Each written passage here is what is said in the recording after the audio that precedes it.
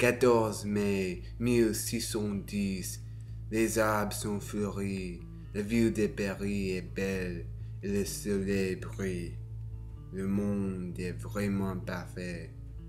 Au palais du Louvre, le roi Henri IV se réveille tôt et regarde le beau monde par les fenêtres. Originalement roi du royaume de Navarre, au sud de France, il est élevé protestant par sa mère dans un monde catholique. À cause de sa éducation et sa vision de roi, il a marié la princesse de France Margot. Mais le mariage a causé une émeute qui est devenue un massacre.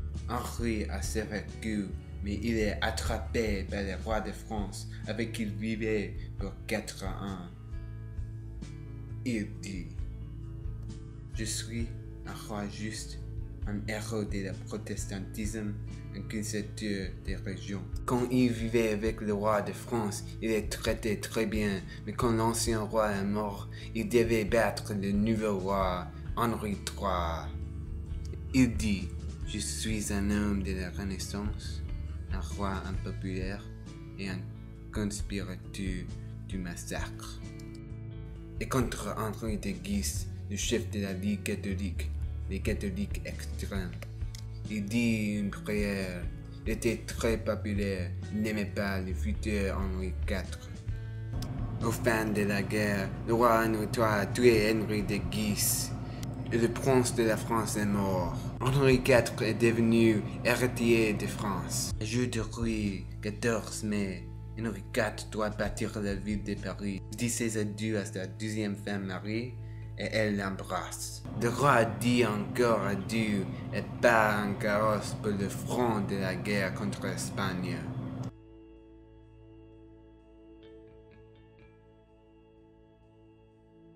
Il conduit pour 1 kilomètre, mais il est arrêté parce qu'il y a une charrette cassée qui bloque la rue de la Ferronnerie.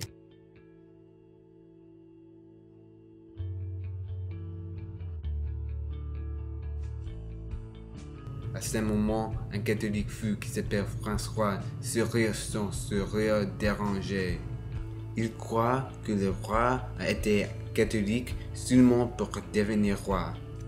Il dit qu'il pense qu'il est un messager de Dieu. Il est temps pour un bon moment, et alors charge la carrosse et attaque le roi avec un couteau. Le roi dit: je suis blessé, et meurt.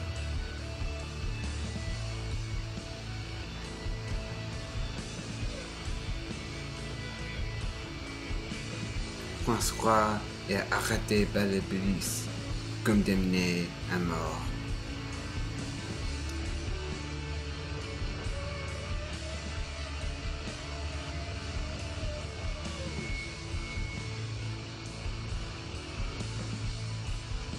Henri IV est enterré au Saint-Denis avec beaucoup de tristesse. Il est succédé par un enfant du futur Louis XIII et sa femme Marie. Dans son règne, Henri a donné la liberté de religion à ses sujets. La plus célèbre chose est l'édit de Nantes, qui a mis fin aux guerres des religions. Il a fait beaucoup de choses pour renouveler la France et faire la paix. C'était une période de la paix et de la prospérité. Il est encore aimé par les gens de France parce qu'il était un vrai héros du roi.